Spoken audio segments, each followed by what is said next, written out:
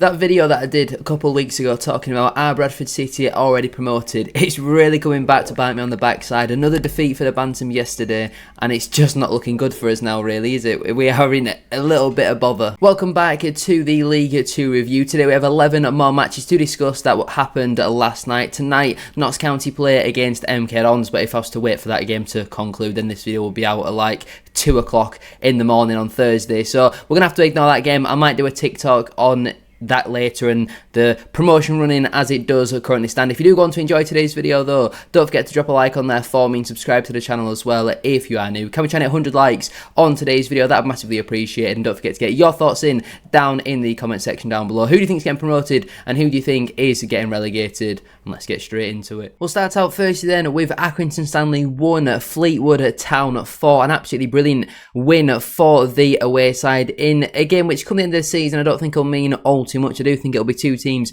who are playing at League 2 football next campaign, but Mike Helm opened the scoring on 9 minutes. Accrington just really failed to clear the ball, and a good finish from Helm, to be fair. I predicted at the start of the season he'd be quite an important player for Fleetwood, and he's certainly got a decent amount of goals. The hosts would actually equalise at 7 minutes into the second half. A great strike from Ben Woods on around the edge of the penalty area. He was the only real player that I was impressed with from an Accrington point of view on Saturday. He's come up with the goods in this one. Phoenix Patterson would score directly from a free kick in the 62nd minute. Poor really from the Accrington wall. They split far too easily. Then I think Matty Virtue would put a cross into the box which was headed into his own goal by Conor Grant, and then Hunt wrapped up the scoring in the 90th minute. To say Accrington looked very solid defensively on Saturday and then just 3 days later they've gone and conceded 4 goals at home, maybe that says how good Fleetwood's attack are. Maybe it says Accrington played different against bigger and lower support bases away from home, or it's just one of them things that happens in football. There's so many different reasons that you could potentially put it down to, but you look at the stats, Fleetwood probably did deserve the win. Maybe not as comfortable as 4-1, but they did have better XG, more possession, more shots on target, and they were clearly the better side throughout the match. Like I say, a game which I don't think will mean too much come the end of the season. Fleetwood are 6 points off of the playoffs, no games in hand with a better goal difference, but they've got to climb above like 5 teams if they want to make it in there. It is nice for them to achieve back-to-back wins. They've scored 8 goals in their last 2 games as well. Hopefully they've stopped scoring come the last game of the season. Accrington, their unbeaten run has unfortunately come to an end, and it is actually now only a 6-point gap. I still think they'll be very comfortable come the end of the season, but to lose in the manner like that at home after a pretty solid point at the weekend, it must surely be frustrating them. But brilliant for Fleetwood, they're scoring goals for fun at the minute. Barrow and Salford City played out a 1-1 draw as Bradford City loanee Tyler Smith found himself on the score sheet once again. Now the goal is certainly very controversial. It's almost impossible for me to tell on the highlights angle, so I'm not going to say whether it's definitely gone over the line or it definitely hasn't. It's impossible for me to tell, but I don't think the linesman can be 1,000,000% sure that that ball has gone over the line. As for Barrow, you're going to take them type of goals every day of the week, and nice to see Ben Whitfield get another assist. Salford would equalise in the second half. Corner comes into the box, I believe, from Luke Garber, and Will Stanway just punches it into his own goal. He made actually a couple of pretty decent saves throughout the game, and I don't know if it was just before the goal. He makes a great one-on-one save from Cole Stockton, but I'm sure he'll be very disappointed with the manner that he did concede that goal. In the end, I don't think it's going to be a game that means all too much. I do think Salford are lacking the consistency to make it into that top 7. You look at the stats from the game, Barrow created loads of XG. Salford had slightly more possession, but Barrow had more shots. Salford, though, did have more on target, so it was a fairly even game. You would certainly say that Barrow had the better of the chances. In terms of the league table, it does maintain Salford's unbeaten run. They are 5 points off the playoffs with a game in hand, but it's these type of matches where you've just got to get the rub of the green, really. And maybe on another day the linesman doesn't give that goal and they come away with a 1-0 win. They then sat 3 points off the playoffs with a game in hand. Yes, they've recently had a couple of their more important players returning from injury, but I just don't see Salford having enough to make it into that top 7 come the end of the season. As for Barrow, it is just 1 win in their last 5, but like I mentioned previously, they are now building for next season, and at least they're not doing a Cheltenham and going out with a whimper for this campaign. You know, they're fighting for absolutely everything. They're winning some good games. They're drawing some decent games as well, and I don't think a point at home to Salford is the end of the world for Barrow, so I think both teams will be relatively happy with the point, all things considered. Carlisle United were beaten once again, and this scoreline certainly does flatten them. If this game finishes 10-0 Chesterfield, I don't think anybody would complain, and I'm not over-exaggerating when I say that. Elliot Embleton was on the pitch for 11 minutes before getting himself sent off. Now, the tackle, I don't think there's really much intent by it, but it is a pretty bad one. You know, he has stood on, I think it was Armando Dobra's Achilles. You're always going to land yourself in a little bit of trouble with that, and to be honest with you, it probably did Carlisle a bit of a favour not having him on the pitch, because goodness me, he has been garbage, and then poor Carlisle fans have got another 3 years of him. The score was eventually opened in the 73rd minute by Liam Mandeville. Not Colchester, Chesterfield had so many chances before this, and finally they managed to take one where I think it was originally saved or maybe blocked on the line, and the ball eventually fell to Liam Mandeville, who reacted the quickest to fire into the back of the net. And the second goal, just 8 minutes later, through Paddy Madden, was a similar sort of nature, really. I think it's Will Grigg hits the crossbar. Paddy Madden is the quickest to react. The Carlisle defenders were just stood around watching. I've also just realised there, Paddy Madden came on for Will Grigg, so it definitely can't have been Will Grigg who did hit the crossbar. Carlisle were basically gifted a goal again by Jamie Grimes. He is absolutely garbage. He just passes the ball straight to Hugo, and then he sends the Chesterfield goalkeeper the wrong way in his one-on-one. But are you prepared for what you're about to see with these statistics? Nearly 4 XG created, 81% possession at 38 shots, 15 on target, 3 big chances at 16 corners. I mean, Carlisle have not even tried. They've not even put up any type of fight. Red card or not, it didn't come until 40 minutes. You can still try when you've got 11 men. Even when you go down to 10, you've got to do so much better than that. And to say Gabriel Bariz has made, 13 saves or something close to that with a couple blocks on the line, it would made definitely into double figures. Without him this season, they would have already been relegated. I know they're not mathematically down, but we all know that Carlisle are definitely down. We look at them now, 9 points from safety. Obviously, the gap hasn't got any bigger because Tranmere did lose. We'll come on to that later on in today's video, but firmly at the foot of the Football League, just 7 wins in 40 matches. They should be absolutely ashamed of themselves, some of them Carlisle players. As for Chesterfield, they really are coming for those playoffs at this moment in time. Obviously, Paul Cook called the players out a couple of months ago, didn't he? And basically said that's the season over. Since then, I know they went on a bit of a wobble, but once they started winning again, they just seem to be unbeatable, really. They obviously got that 0-0 draw against Harrogate, but either way of that, it's just goals, chances. I think they've scored the second most amount of goals in the entire division, just behind Walsall. I mean, to be fair, Walsall got 70 goals, which is absolutely brilliant. But 4 points off the playoffs with a game in hand. They've got the form, there's 7 games to go. They do have a couple of tough games, but with the way they're playing at the moment, they've got some real top-end players for this level, especially in them attacking areas. I see no reason why Chesterfield can't crash the playoffs this season for me. Crewe Alexandra got back to winning ways with a brilliant 2-0 victory at home to fellow promotion rivals at Grimsby Town. Chris Long opened the scoring on 14 minutes. It's just poor defending really from Grimsby. Long has far too much time to bring that ball down inside the penalty area. An assist for Mickey Demetriou. Crewe did have the ball in the back of the net again in the second half. Throw comes into the box, and it does seem like it goes the whole way through into the goal without actually touching anyone. It takes like 3 or 4 bounces, but the referee and linesman concluded that it didn't touch anyone. I can't see a definitive touch, so I don't think they can really have many complaints about that decision. But Mickey Demetriou did wrap up the scoring in the 93rd minute. Corner comes into the box from Tom Lowry, and Demetriou practically has a free header. It's absolutely terrible defending again from Grimsby. 2 set pieces, and I think Grimsby will be really disappointed in the manner that they have conceded them. As for Crewe, obviously they needed to get back at 2 winning ways. It feels like it's been ages since they last won a football match. That was a really big win for them, because obviously if they had a loss, the gap would have been 8 points or something crazy like that. It is now down to just the 1 point. I think it would have actually been 7 if maths is actually correct. Not many goals normally in Crewe games, just 47 goals and only 39 conceded, but that is a massive 3 points for them. As for Grimsby, disappointing way to end your winning run.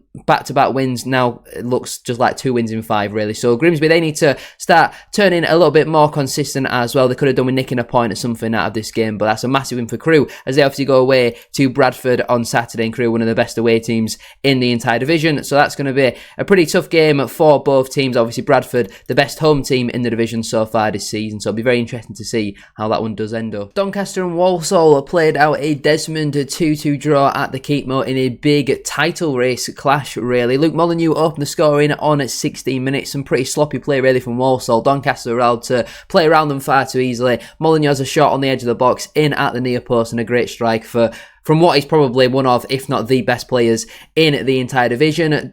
Walsall would equalise just 2 minutes later, though. Richard Wood fires a ball into Jordan Gibson. He then can't really control it. Walsall come forward down their right-hand side. Cross comes into the box, and to be fair, it's a brilliant header from Taylor Allen. I do think Jamie Sterry could have been a bit stronger in his challenge against Allen, but take nothing away from the header, it was absolutely excellent. In the second half, Walsall would have the ball in the back of the net. It's number 11, I think, is that Amanche, the former Bromley man, kind of just beats Tom Anderson to the ball, uses his strength, puts the ball in the back of the net, and the referee blows it as a foul. I personally did not believe it was. I don't think any Doncaster player is really appealing for it, especially not Tom Anderson as well. He's trying to get straight up back to his feet. Richard Wood's not appealing for it. The goalkeeper's not appealing for it. I do think that was a really poor decision from the referee, but Billy Sharp would grab what he believed to be the winner in the 84th minute. Some nice play from Jordan Gibson down their left-hand side. Cross comes into the box, and a nice little flick from the experienced striker into the back of the net. But they could not hold on for all 3 points, as Danny Johnson would equalise in the 90th minute, doing what he's done all season really. When he's been given the opportunity to play, he's normally come on and scored. He's got one of the best goals per minute ratios in the entire division. I think it's Liam Gordon swings in a brilliant cross on the left-hand side. Richard Wood is basically just trying to assault Jamil Matt. He's got no intention for the ball. Matt eventually, I think, gets his head or his foot on the end of it. Good save by Sharman Lowe, but it just falls perfectly into the path of Danny Johnson, who has reacted the quickest, again only on the pitch for 3 minutes, and come up with the goods for the Saddlers. They still can't win football matches, but they're doing very well to not lose them at this moment in time. And it was quite a contrasting game, two different styles. Obviously Doncaster certainly wanted to play more, but then you look at Walsall, they've had less possession but more XG, more shots and more shots on target. So it goes to show possession doesn't actually mean all too much, in all honesty. In terms of where it leaves everybody in the table, then important for Doncaster not to lose this game. If they win their game in hand, they will go above Port Vale into that top three, but it is really tight at the top of the table. If Notts County win their game tonight, then you're looking at like 5 points between the top five, which is absolutely crazy. Walsall, they just can't seem to buy a win at this moment in time. If we have a look at the form table over the last 10 games, Walsall only won 2, which is obviously not great for them. In terms of Doncaster, though, they're now really back in the title charge again. Unfortunately for them, they couldn't hold on for all 3 points. It is only one win in their last 5, but I really don't see a world in which Donny aren't a League One football club next season. Gillingham and Colchester played out a 1-1 draw in a match where the Gills probably deserved 3 points, and if you could get 4 points out of a football match, Gillingham would have deserved that as well. They absolutely dominated the game. They had so many chances, especially in that second half. Colchester opened the scoring on the 20th minute through what is potentially a controversial goal. Now, it's one of them where the Gillingham player was just trying to shield the ball out of play. The Colchester player, I think it's Aware Edwards, manages to keep it on the pitch according to the officials. He cuts the ball back, and a great finish, to be fair, from Jack Payne. You can kind of tell by the reaction from the Gillingham players. They seem to have kind of stopped a little bit, apart from really Glenn Morris. As soon as they thought the ball had gone out, they weren't really playing it to the whistle. I haven't seen a conclusive angle. Again, it's too hard to tell on the highlights angle, but I could certainly see why the Gillingham fans do feel a little bit frustrated. They were awarded a penalty in the second half. They got one on Saturday, they got another one on yesterday as well, and it was once again converted by Max Clark, slotted down the middle. And Gillingham, they had so many chances in the game, completely dominated it. 2.6 XG to 0.35, dominated possession, more shots on target as well, that I surely got to fill them with a lot of confidence. Since Colchester got walloped at Valley Parade, they've really been struggling recently, and it's not like, you know, this team isn't awful. I know recently I've picked up a couple more injuries. You're looking at, obviously, no McDonnell in the team, no Harry Anderson, no Lyle Taylor, for example, but this team is still more than good enough to be winning football matches, and to go away to Gillingham and not only draw the match but never really look like winning the game must concern them a little bit. It does now leave them 3 points off of the playoffs at this moment in time, just 1 point picked up out of their last possible 9 available, so they need to start getting back at 2 winning ways. Gillingham, they maintain their unbeaten run. They're just ticking away, picking up a point after point, and I think they're definitely going to be safe of relegation. 9 points above the drop with a game in hand. I think maybe come the end of the season, this could actually just have been a mid-table clash. I don't see Colchester bouncing back from this at the moment. I don't think their squad depth is good enough. They're not good enough for the playoffs this season, in my opinion. Their starting 11 is more than good enough, but their squad depth is miles off it for me. Harrogate and Tranmere played out a 5-goal thriller, and what a game it was. Harrogate opened the scoring in the first first half. Amari Patrick fails to clear the ball in the left-back position, and then Josh March crosses for Ellis Taylor to tap in at the back post. The score was doubled in the second half. Taylor, the score, returning provider on this occasion. He crossed in from the left-hand side for Tom Curzon's to head into the back of the net. I believe his first goal since joining in January. Regan Hendry would pull a goal back at just 3 minutes later. Some nice play from a set play and a great strike, to be fair, into the top corner. Ben Fox would then restore Harrogate's 2-goal lead with a brilliant 25-30 yard strike right into the top corner. I don't think 3 goalkeepers would have saved that one, and that is the quality that he showed at Grimsby a couple of seasons ago. But Tranmere will pull a goal back again at just 3 minutes later. Some nice play from Tranmere down their left-hand side. The ball eventually is cut back to Amari Patrick, who rifles it. I was going to say crash, bang, walloped it, whatever you want to call it. Absolutely nailed it into the top corner. A brilliant finish from the former Carlisle United striker. Then Tranmere awarded a penalty in the 91st minute for handball. Can they continue their unbeaten run under Andy Crosby? No. Josh Hawkes stepped up, scored a penalty a couple of weeks ago away at Bradford. On this occasion, just completely messed it up, got it all wrong, got his angles all wrong, did his little stutter nonsense and just passes the ball wide. It's an absolutely shocking penalty. I think even if it was on target, Belshaw's going to easily save that because there's no power behind it. It was absolutely awful penalty, and in the end it has cost Tranmere at least a point out of this game. In terms of the stats, it did look like quite an entertaining game in all honesty, but Tranmere were probably the better of the two teams. More XG, more possession, more shots, more on target, but Harrogate were just a little bit more clinical on the day. It was a massive relegation 6-pointer. It now takes Harrogate away from any relegation troubles once again. 9 points above the drop for them. As for Tranmere, with Morecambe winning and them losing, the gap now is down to just 4 points, and it'll be interesting to see how Tranmere do react from this. I'm sure Nigel Adkins was sat home with a smile on his face as Josh Hawkes missed that penalty. But I do still think Tranmere will be fine, but what a story it would be if Morecambe were able to survive from the position they were in a couple of weeks ago, and the position they've been in all season. But a big win for Harrogate and frustrating for Tranmere's unbeaten run to come to an end in that manner. And speaking of Morecambe, they got a brilliant 2-0 win at home to Cheltenham. Back-to-back wins for them, and I think it's Jed Garner. Yeah, it's definitely not Joe Garner. Jed Garner opened the scoring on at 66 minutes. The assist for the Morecambe keeper. Big punt down the pitch, really. It's headed up by the Cheltenham defender, and then it just falls into the path of Jed Garner. He then taps it into the back of the net. Liangle would make it 2 at just 8 minutes later. I don't know what on earth Sam Stubbs is doing with that free kick. Plays it straight to a Morecambe player. He then does a through ball looking for Liangle, and I think it's number 18 for Cheltenham, Bakari, who shoved Michael Mellon unnecessarily into the post a couple of weeks ago, so I'm glad he's made yet another mistake. Liangle then taps it into the back of the net, and if only he'd have been fit for the full season, I think Morecambe would have had a much better chance of surviving at this campaign. But you look at the stats, it was all Morecambe. More XG, more possession, more shots on target, more big chances, more corners, absolute domination from Derek Adams' side, who after back-to-back wins are surely starting to believe that they can maybe complete a miracle. Obviously, they've been on a pretty poor run of form, but they've won the most amount of games in the bottom three. They've just not drawn enough. They've lost the most amount of games in the division, and how many times have they lost 1-0 this season where they just didn't quite have the rub of the green in the game? But who knows, 6 games to go, plenty more time for Morecambe to get out. You're probably thinking that they need to win 4, maybe 5 of their remaining 6. It's going to be a tough ask for them, but it all depends really now how Tranmere and maybe even Accrington react from both of their recent runs. As for Cheltenham, their season is definitely over. 12 points off the playoffs, 14 above the drop. They are definitely on the beach now, and it's clear to see in their performances really. If you look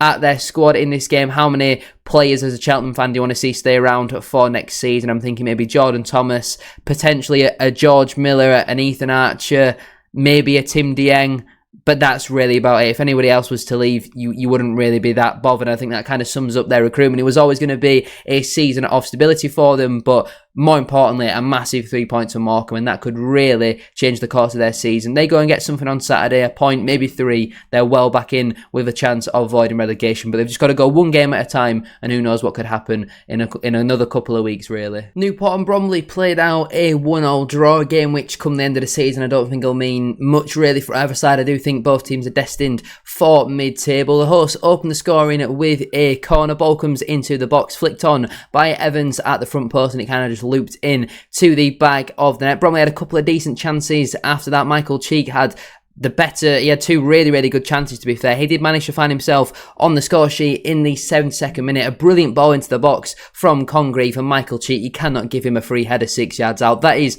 his bread and butter, and that's been Newport's problem all season, conceding really poor goals like that, just by not organising, not marking properly in your own penalty area, and they were punished by, I believe, the EFL's top scorer. We have a look at the stats from the game. Bromley definitely did deserve all 3 points. Again, Newport have had more possession, but look at the shot stats, 5-19, 3 on target to only 4 on target. It's clear to see where Bromley were struggling. Kamal Grant also hit the inside of the near the top corner of the post, really, in that first half. Look at the XG as well. Bromley definitely did deserve all 3 points, but it just wasn't to be. They are now at least 5 games without a win, which does concern me a little bit. They are 9 points off the playoffs, so I don't think they've really got much chance of that with 6 games to go. They're probably going to need to win their last 6 to make it in there. As for Newport, they are 11 points above the drop and like 15 points above the playoffs. So again, 2 teams which will be mid-table come the end of the season. I feel like anywhere from probably MK Dons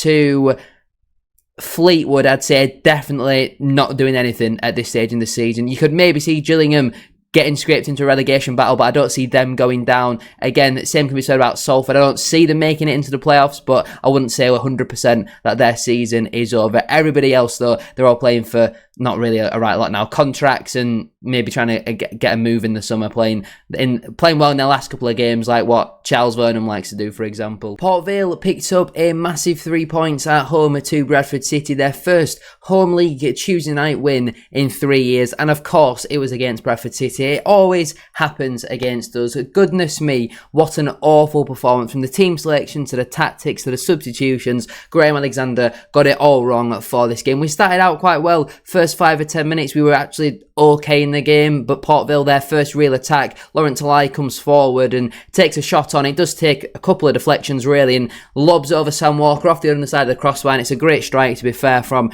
a very, very good player. I wish we had a striker like that. Yes, we've got Andy Cook, that's unavailable, but some of our other options, goodness me. The hosts would double their lead on the 32nd minute. Some great play from Shorrock down the left-hand side. Cross comes into the box, and Mitch Clark has a free header 6 yards out. Pathetic defending from Teo Adaramola. Absolutely awful. Didn't even put a challenge in, and that kind of summed us up in the first half. Apart from Richie Smallwood, every single one of them players absolutely bottled it. It was a cowardly performance. No player wanted to take any risks. No player wanted to take somebody on. No confidence in the team. Smallwood was the only one doing anything. I thought Huntington did okay against Stockley, and he got hooked at half-time. How Kieran Kelly lasted the full game, I'll never know. Baldwin was shocking. Halliday, one of his worst performances in a Bradford City shirt on his 150th appearance. Adaramola, terrible in the first half and was rightly subbed off at half-time. Patterson, anonymous in the first half. Second half, didn't really do a right lot. Lapsley, Wright, Kavanagh, that front three created 0 shots on target on Saturday, so why did we stick with the same team? Yeah, they scored, and we're part of the team that scored 4 goals at home to Colchester, but it's so clear to see that away from home we are garbage compared to how good we are at home. Why Poynton, Mellon, Walker and not starting? Why are you not starting your best players in a big game? We had a penalty as well in the 89th minute, which was well saved by Ben Amos. Not a great penalty from Smallwood, decent accuracy, but not really a lot of power behind it. And you look at that Port Vale side, they were absolutely excellent, brilliant players all over the park. Clark, excellent wing back. Croasdale, Walters and Garrity as a midfield three is an absolute joke for the level. I've no idea how he only got a 6.8 rating. He's one of the best players I've ever seen at League 2 level. He is like championship standard. He was absolutely brilliant. Stockley and Talai, absolutely outstanding front two. And you look at their attacking line, you compare a Talai and a Stockley to a Kavanagh, you'd rather have the Port Vale players. You compare a Garrity, a Croasdale, a Walters to our midfield, your Wrights, your Lapsleys, you're not taking any of them. Okay, I personally would rather have Smallwood and Patterson just because I know what they can do on their day, but I'd love to have a Walters, a Croasdale and a Garrity as another option in our team. Thought Clark was outstanding. Their back three aren't great technically, but they head everything, they challenge for everything, and they absolutely bullied Callum Kavanagh throughout that match. We just got it completely wrong, and our form now is really concerning me. We've only scored in one of our last 5 matches, and that is where we scored 4 goals, but to only pick up 4 points from your last 15 available is massively concerning. And it's now not a case of, oh, Bradford already promoted, we're going to go on and win the league very comfortably. It's a case of, can we cling on and try and achieve 3rd place now? Because I'm really not confident anymore. I'm going to still stick behind the team. There's still 6 games to go, but away from home we are absolutely garbage. Even if we win our 3 home matches, which were against Crewe, not counting Fleetwood, that's not going to be 3 easy games.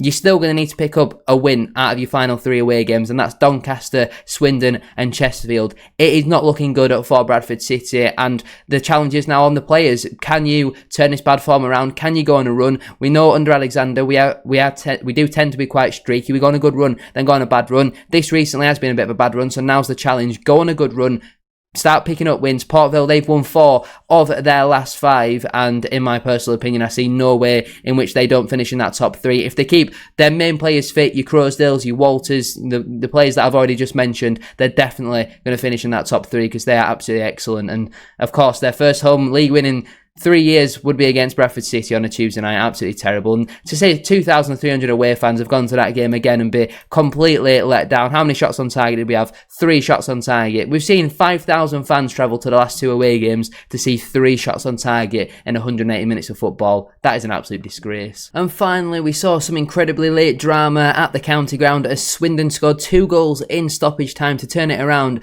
and be a playoff automatic promotion chasing AFC Wimbledon. The visitors opened the scoring on a 56 minutes. Swindon just could not clear the ball. The keeper made a couple of saves. Wimbledon hit the post once or twice as well, and eventually the ball fell to Marcus Brown, left-footed strike into what was at that point pretty much an open goal. But then we go to the late drama in stoppage time. The first penalty is awarded for Mr. Short Shorts himself, Joe Lewis, just assaulting Harry Smith. Firstly, he literally yanks his shirt so hard he rips it, then he just kicks him.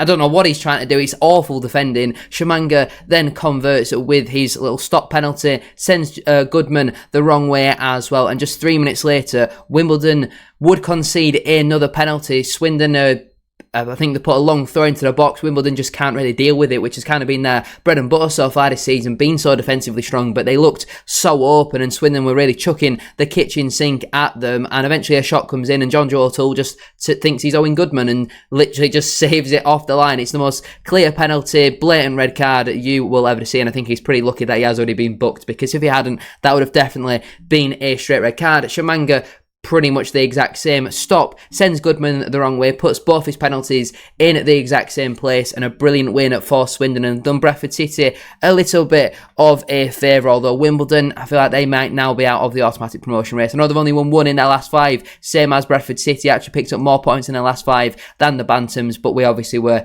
8 points clear at 1 point. So it goes to show anything that can happen in this league. Nice for Swindon to finally get back to 2 winning ways after their recent run without a win, really. Too many draws, and obviously the disappointing defeat against Morecambe. Perfect way to bounce back though, at home in front of your fans. They are 11 points off the playoffs. I don't see them making it in come the end of the season, so hopefully they have an off day next Saturday when Bradford City are in town, but they're very strong at home. I believe under Ian Holloway they haven't lost at home in like their last 10 games, or it's something crazy like that, but even for this season they've not been awful at home, and that concludes when they were second bottom in like November, December time, doesn't it? So it'll be interesting to see how the season does end up finishing. In terms of the top 3, I don't know at this point. I genuinely do not know, because every team is just so inconsistent, it's almost impossible to predict. If I'm predicting now, I'll probably go Port Vale, Doncaster and Walsall. That is my genuine feelings, because the Bradford City that I've seen for 4 of the last 5 matches has been absolutely diabolical.